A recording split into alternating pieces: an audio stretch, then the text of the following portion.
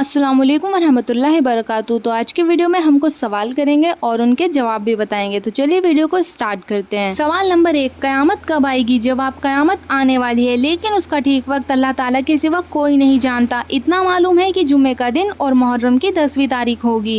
और हमारे पैगम्बर सल्लल्लाहु अलैहि वसल्लम ने क़यामत की कुछ निशानियाँ बता दी हैं। इन निशानियों को देख कर क़यामत का करीब आ जाना मालूम हो सकता है। सवाल नंबर 2, क़यामत की निशानियाँ क्या हैं? जवाब, जब दुनिया में गुनाह ज़्यादा होने लगे, लोग अपने माँ बाप की नाफरमानियाँ और उन पर सख्तियाँ करने लगे, अमानत में खयानत होने लगे, गाने बजाने नाच रंग ज़्यादा होने लगे, पिछले लोग पहले बुजुर्गों को बुरा कहने लगे, बेपढ़े लिखे और कम पढ़े लिखे लोग सरदार बन जाएं, चरवाहे वगैरह छोटे दर्जे के लोग बड़ी ऊंची ऊंची इमारतें बनाने लगे, ऐसे लोगों को जो काबिल न हो बड़े बड़े ओहदे मिलने लगे, तो समझो क़यामत आ गई है। सवाल नंबर 3, मरने के बाद जिंदा होने से क्या मतलब है? जवाब, क़यामत में सब चीज़ें मिट जाएंगी, फिर इसराफिल अलैहिस्सलाम दोबारा सूर फूकेंगे तो सब चीज़ें मौजूद हो जाएंगी, आदमी भी जिंदा हो जाएंगे, हश्र के मैदान में अल्लाह ताला के सामने पेशी होगी, हिसाब लिया जाएगा।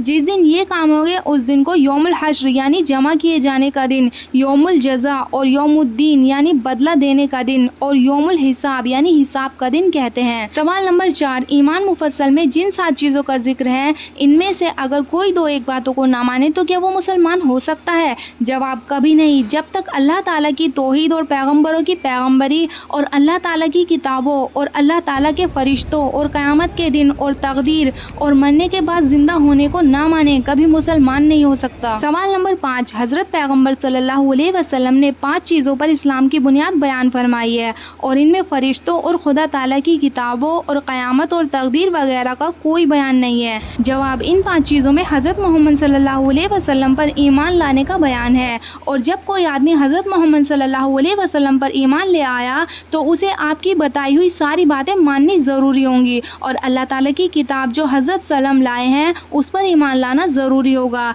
ये सब बातें जिनका ईमान मुफस्सल में बयान है अल्लाह ताला की किताब कुरान मजीद और पैगम्बर सल्लल्लाहु अलैहि वसल्लम से साबित है। सवाल नंबर 6, इन सब बातों का दिल से यकीन और ज़ुबान से इकरार करे लेकिन नमाज ना पढ़े या ज़कात न दे या रोज़ा न रखे या हज न करे तो वो मुसलमान है या नहीं? जवाब, हाँ मुसलमान तो है लेकिन सख्त गुनाहगार और अल्लाह ताला का नाफरमान है। ऐसे आदमी को फासिक कहते हैं। ये लोग अपने गुनाहों की सज़ा पाकर आखिर में छुटकारा पाएंगे। सवाल नंबर 7, नमाज किसे कहते हैं?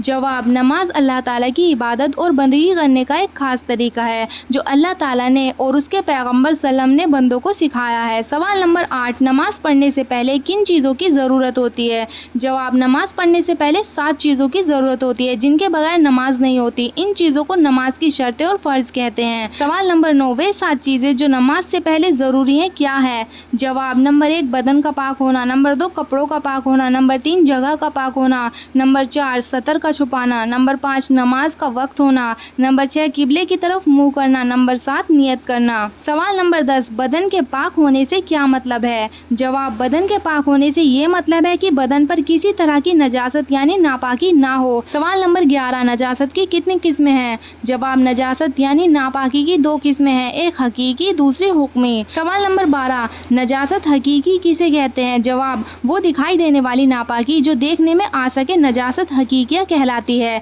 जैसे पेशाब, पखाना, खून, शराब। सवाल नंबर 13, नजासत हुक्मिया किसे कहते हैं? जवाब, वो नापाकी जो शरीयत के हुक्म से साबित हो मगर देखने में ना आ सके नजासत हुक्मिया कहलाती है, जैसे बेवजू होना, गुस्ल की ज़रूरत होना। सवाल नंबर 14, नमाज के लिए किस नजासत से बदन का पाक होना शर्त है? जवाब, दोनों तरह की नापाकी से बदन का पाक होना ज़रूरी है।